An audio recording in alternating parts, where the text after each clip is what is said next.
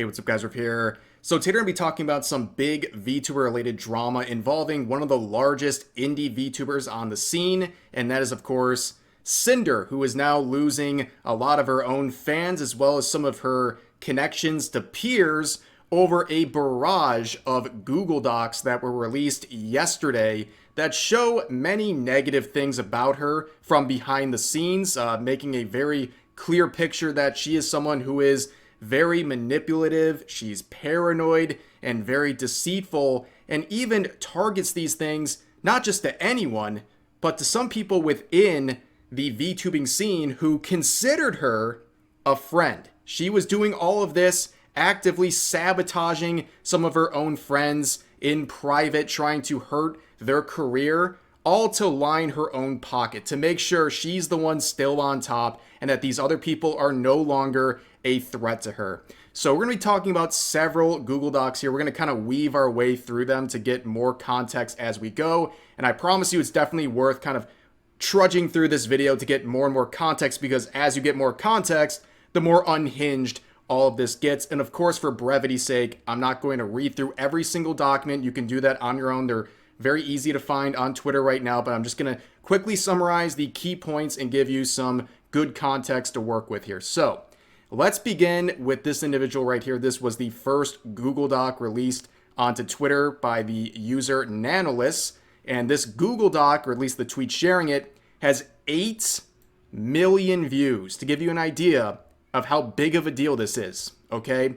So who's this individual? Well, they're an artist who works primarily with VTubers, working with some of the biggest people in the industry, including some very large agency VTubers like Iron Mouse, and also some of the biggest indie VTubers like Cinder, as well as Silvervale, who will also be a part of this story today.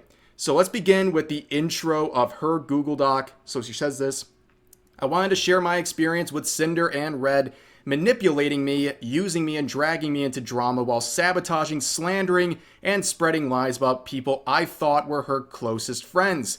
Not only do I no longer wish to work with Cinder, but I want to share what I've endured over the years and shed light on what she has been doing behind people's backs to protect artists and friends that may be experiencing something similar.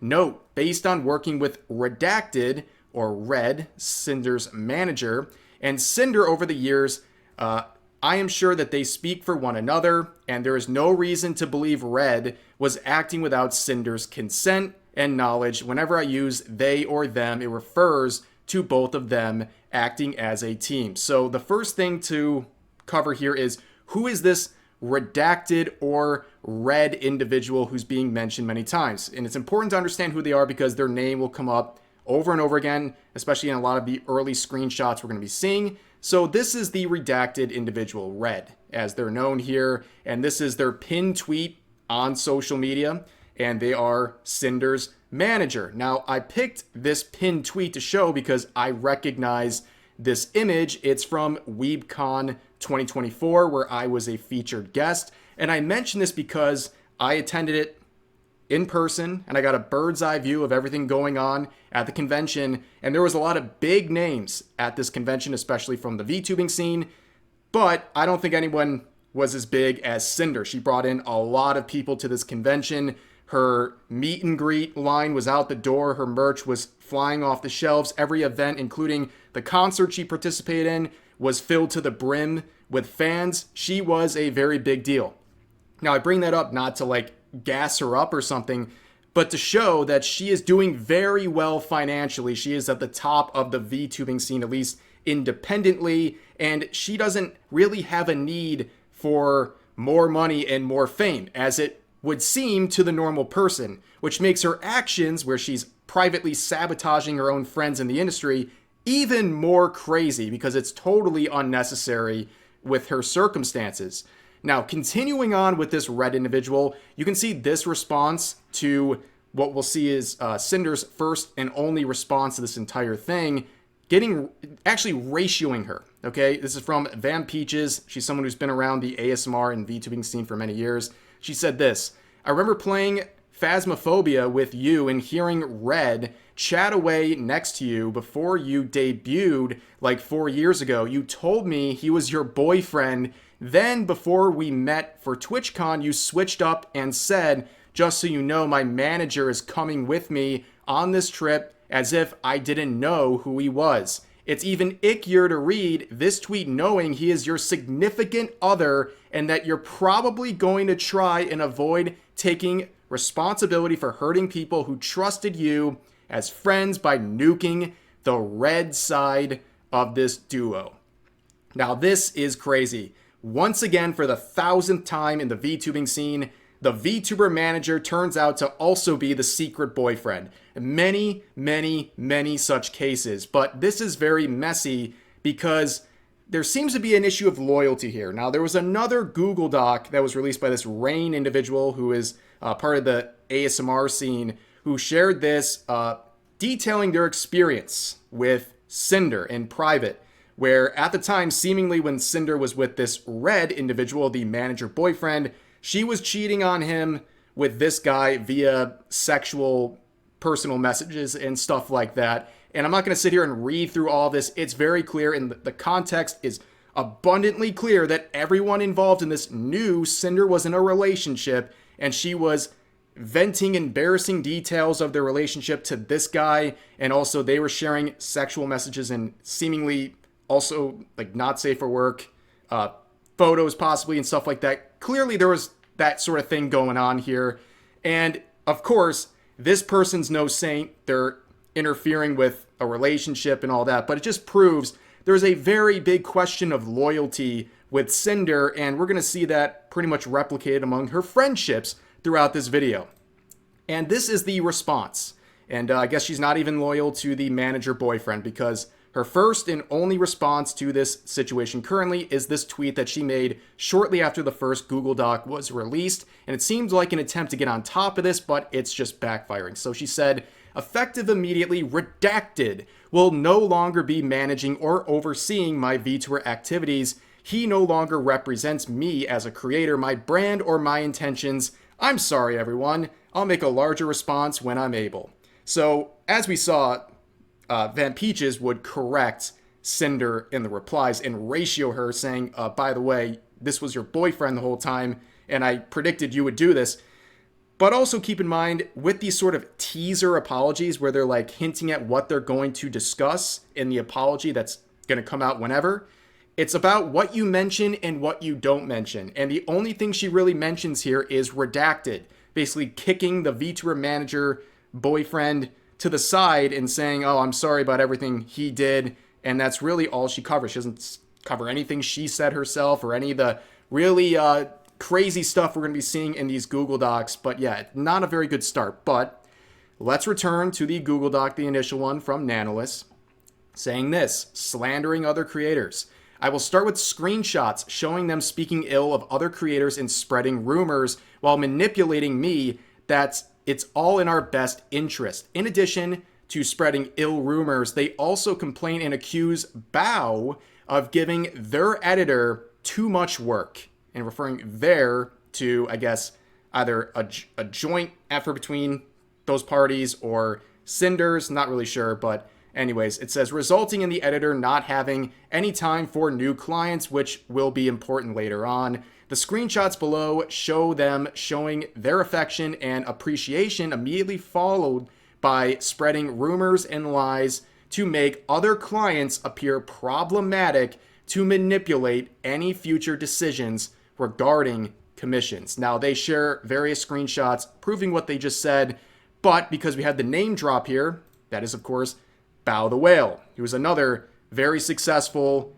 independent VTuber who would make her own response to this situation, her own Google Doc, because she was hurt by someone she considered a friend discovering all these messages that are trying to blackball her, at least with some of the artists she wishes to work with in the industry. So she would share some of this in her Google Doc, and you can see at the beginning, she clarifies again, as Nanolis did, that because she was close and worked with Cinder for years and considered her a friend, she can say, based on her experience, that Cinder and Red collaborate to the extent in which Red operates as her primary point of contact in a professional and personal projects, and they believe that basically any effort done by Red is something that was known about and approved by Cinder, which is not surprising given the fact it's the manager boyfriend. Okay, so let's get into some of the things that were said about Bao. So in March of 2024, I announced that one of my subathon goals was a live 2D model. Nanolis was going to be the live 2D illustrator. So if you're not familiar with what that means, basically, she set a sub goal where she would then commission Nanolis to make a new model for her, some sort of enhancement of whatever she already had. And that is a very big endeavor. I believe Nanolis's commissions for a Vtuber model are like 10 grand. Like, they're very, very expensive investments. So this is a pretty big thing to do. And also, it seems very clear from the jump here that Bao was very excited about this opportunity to work with Nanolis because her models are very good. Hence why so many people who are at the top of the industry work with her. But she continues on. After she finished both the design and base model sketch, there was suddenly back and forth on whether or not she had the physical and mental capacity to continue my model. I was very sad as I had not only teased a screenshot of the model sketch on Twitter, but I had also grown very attached to the design and showed it to all my friends in a private group chat that Cinder was a part of. I shared how devastated I was, and she did not comment or say anything despite others in the group chat comforting and reassuring me. I now realize that the reason for her silence was because Cinder and Redacted were deliberately sabotaging ongoing commissions and blocking VTubers such as myself from having access to art from Nanolis.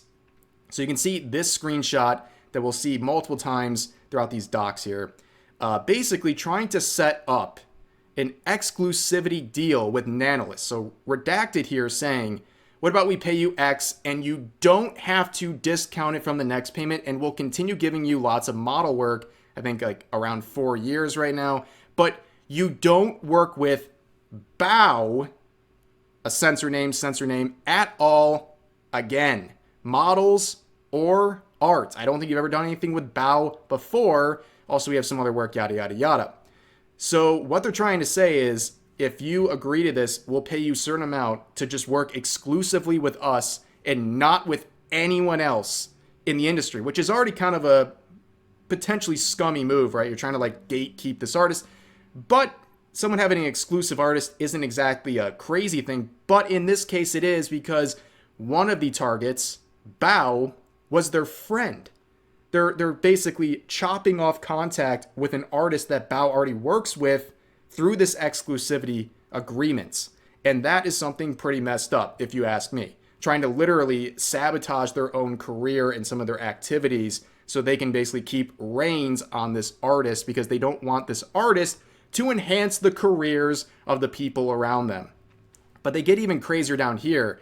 They say, we could do it when blank asks for art, you tell her no, and then tell us to buy another art piece. Like, so you get another job from it. Which we'll find out, spoiler alert, this is Silvervale, by the way.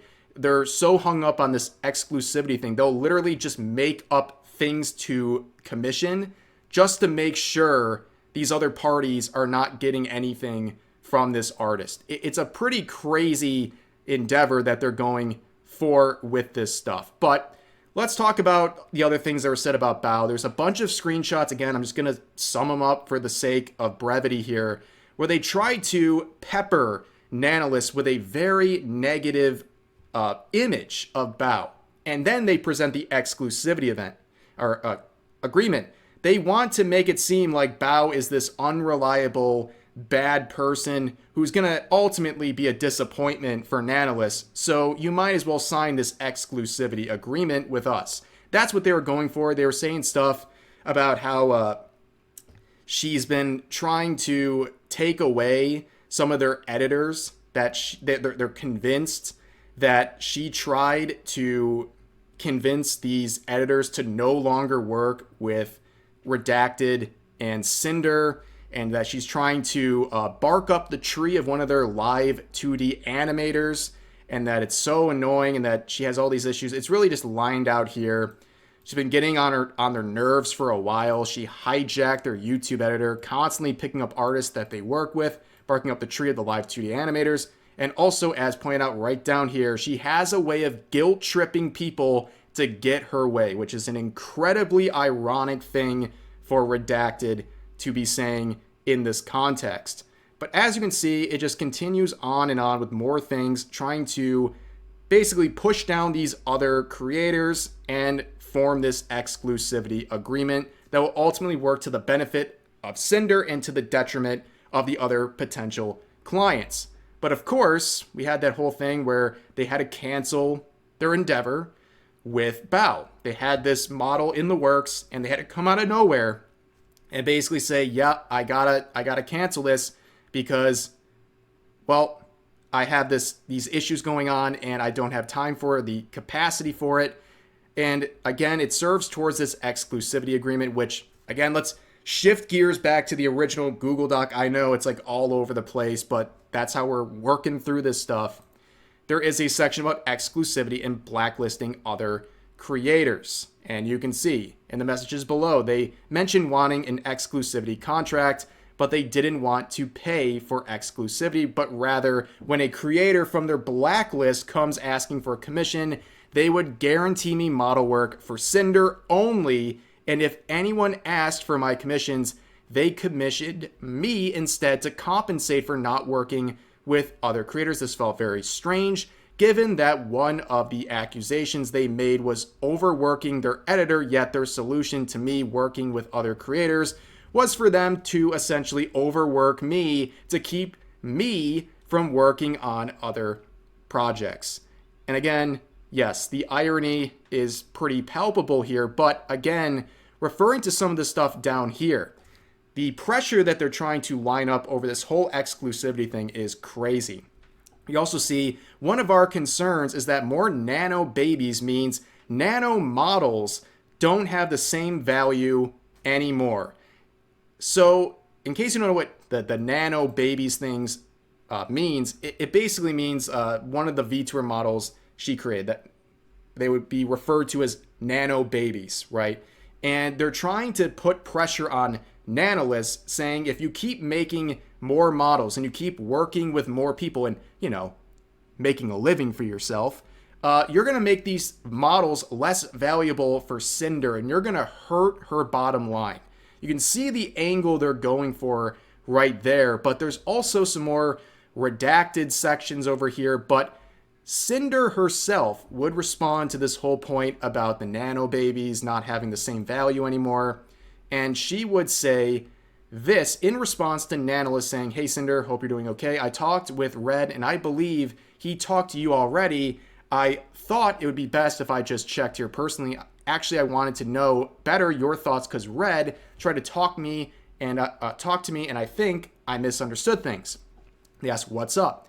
And they say, oh, it's mostly this, referring to the diminishing value of these nano babies as they work with more clients. I thought on canceling some models because of it, but then I realized it's not really fair to me. They're starting to realize, wait a second, this isn't very fair. Where Cinder responds by saying, I understand what he means, but at the end of the day, it's just business.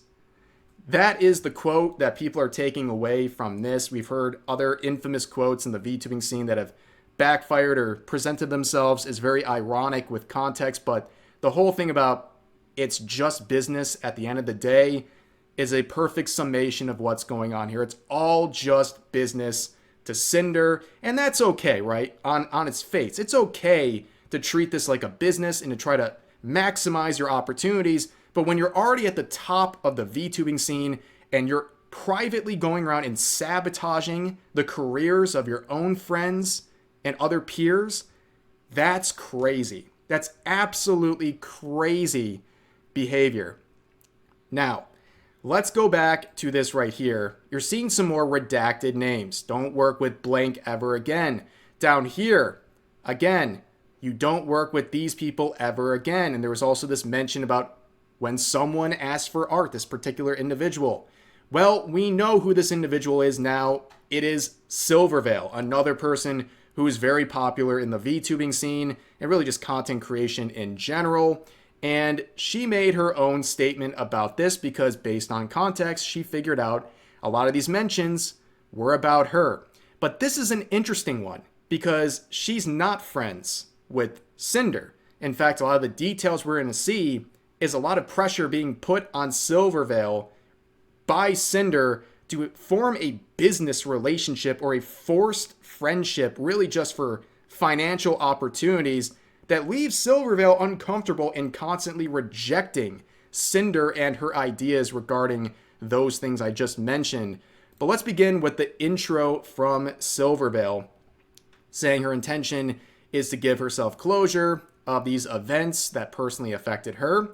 I debated if I wanted to even say anything after being asked if I wanted my name in the original document censored, as the situation is much bigger than just my personal experience. However, after finding out how wide and extensive the transgressions were, I feel the need to give clarity to my situation and how I was personally affected. I want to note, as others have, that a majority of the messages are from Redacted, Cinder's manager. I find it impossible that he acted solely on his own intentions without Cinder's knowledge or consent, given the extent to which he has represented her publicly and professionally. And she talks about some of these situations involving things we've already talked about, but the big part here is now the reveal that this exclusivity agreement not only targeted Bao and this censored name, but also Silver, and then directly mentions Silvervale down here, saying if Silver ever asks for art, you tell her no, and then we'll buy you another piece of art. Like I said, literally burning their own money just to make sure Silvervale doesn't have an opportunity to work with this artist. Pretty wild stuff. But of course, we look through everything, and it's getting pretty unhinged. So, down here we see Cinder making a claim that we'll see repeated multiple times.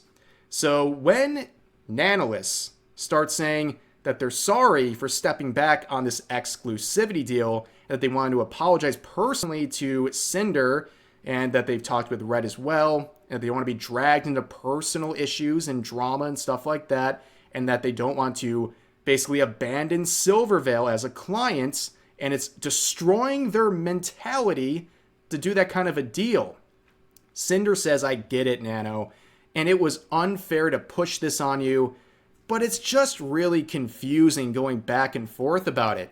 I just get compared to her a lot, even still today, and it's like I'm always living in someone's shadows, which is one reason why Red asked you about not making any more models for her.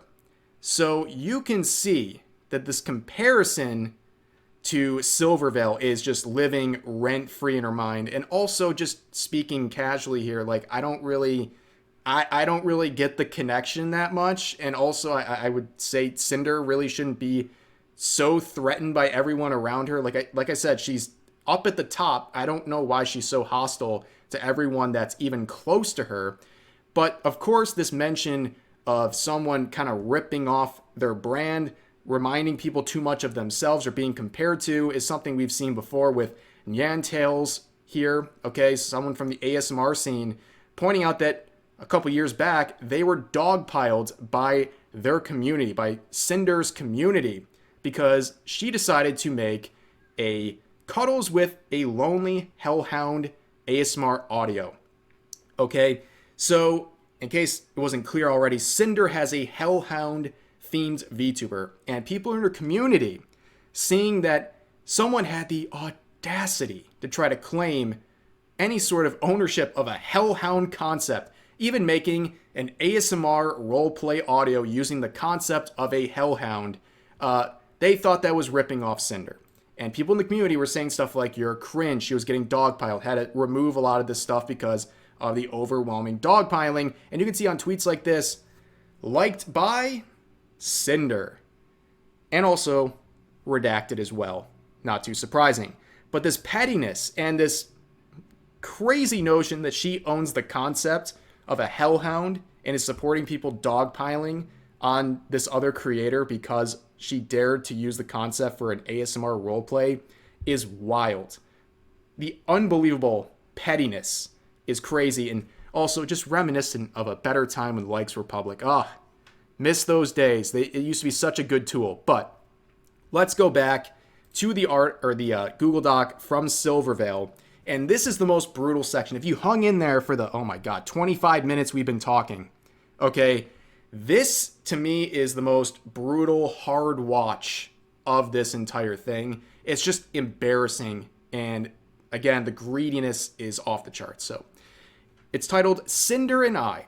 Discovering that all of this was going on behind the scenes has been gut-wrenching. I didn't know Cinder. We weren't friends, and we have barely talked. Even writing this, I do not understand what I could have possibly done to warrant the level of malice and cruelty shown. In our private interactions, I was cordial as possible, but I just wasn't interested in associating with her professionally or being her friend. From the few uncomfortable interactions I did have with her, I had gotten the vibe that her primary goal was to climb the social and content ladder and grow her brand. And she goes on to say, like, okay, if you want to do that, that's fine, but I just don't want to be associated with someone like that at all. Just trying to pretend to be a friend for the purposes of growing their brand. So then we get this screenshot saying the only time I had actually talked to her directly was during my meet and greets at TwitchCon 2023. I had just finished my meet and greet, and as I was wrapping up, she walked directly to the screen to meet me and had someone else take a picture of us together. I was not informed of this picture or asked permission for it, and only knew about it once I saw it on Twitter later on.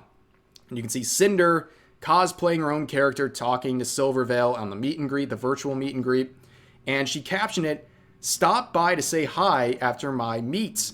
Wolf girls," like trying to imply like they're united and they're in this together, even though this was the first conversation they ever had. It's like a very lame attempt to present this fake friendship or a fake mutual respect here, and to somehow maybe try to gain some of her community as a result. Very strange stuff. And you can see later on there'd be more discussions. I believe this is Silvervale's manager saying, also, Cinder really loved meeting you and wanted to collab, so I told her I'd let you know and I could throw you guys in a group chat if you're interested. And Silvervale would say, "Hello, I appreciate the sentiment, but I don't prefer collabs."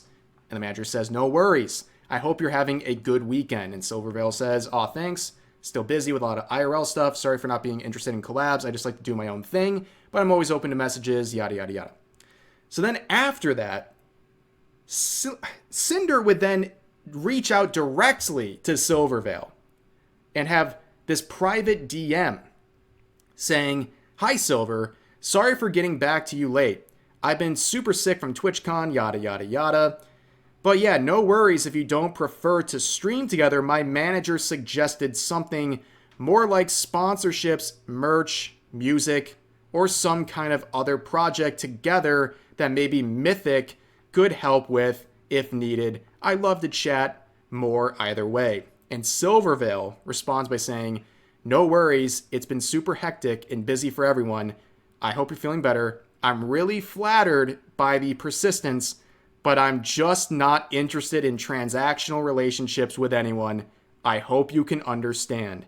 So they saw all the context of these interactions between the managers and then through Cinder herself and said, "You're proposing a transactional relationship." Like every aspect of this, even the interacting here, is just part of a transactional relationship. And I don't want that. Basically, go away. Based? Pretty impressive. I mean, she came up with the phrase Twitter freaks like 2 years ago, but this is up there with that. Pretty base stuff right here. But then we get more comments from Redacted pretty much on the same subject, talking about how, like, at the end of the day, it isn't about how much we can make compared to her. We just want her to recognize, hey, Cinder's a big VTuber too. She got there on her own merits, just like you did. Get along. And the marketing potential and the money they could make if they teamed up. I love how that's the only part that's in all caps. That is clearly the most important part of this proposed relationship between Cinder and Silvervale. It was all about making money, and when they got told no, they're now coping and seething in these messages, and they even went as far as implying that some of Silvervale's various projects, like a spinning figure, was just copycatting Cinder. That they were trying to piggyback on her ideas and basically try to replicate it, and that this was feeding into this narrative that people were allegedly making, that there's some sort of a copycat situation here, that people are associating the two together and it's driving them crazy. And they want Silvervale to recognize Cinder and that they feel there's an unspoken competition. Remember, at this point, Silvervale pretty much doesn't even know who Cinder is, and when there was a proposed set of interactions, they pretty much said, go away. I don't want this transactional relationship. I don't know why Silvervale just like completely mind broke these two people, but yeah, the proof is there. And of course, as a result of all this, it gets pretty unfortunate because then, through this whole exclusivity issue, Silvervale lost out on a model commission from Nanolus. And that is the whole issue here, because this was something she was looking forward to, and it was taken away from her because Cinder and Redacted didn't want her to have the benefit of working with Nanolus because they knew it was a good career opportunity for her, or at least something special to her community. This whole thing is a complete and utter mess. But anyways, yeah, that's pretty much it. There's still some other important stuff, but I want to keep this somewhat brief, and if we have to do a follow-up, we certainly will. But the reaction to this has been brutal, to say the least. I think the overwhelming majority of people are not happy with Cinder in this situation. And now some of these old thumbnails from their clip channels are not doing great. Cinder ruins her friendships. My friends should have never trusted me. Here's another one. My model artist exposes all my secrets. And then we also see that fans are saying, are you kidding me? I just bought my Cinder body pillow. And then you see on her Discord server, everything is shut down. They've locked everything, and they're trying to spin some damage control here. It's not great. This whole thing is reflected really badly on her. Like I said, you know, it's one thing, you find out someone behind the scenes is not a very nice person, but it takes on a whole nother level when you're privately sabotaging the careers of not just your peers, but also people you claim to be friends with, or people who thought they were friends with you, but in the end, they were just a threat to Cinder's bottom line. But that's going to do it for this video. As always, feel free to share your thoughts about today's topics in the comment section down below. Hope you guys enjoyed the video, and I'll see you next time.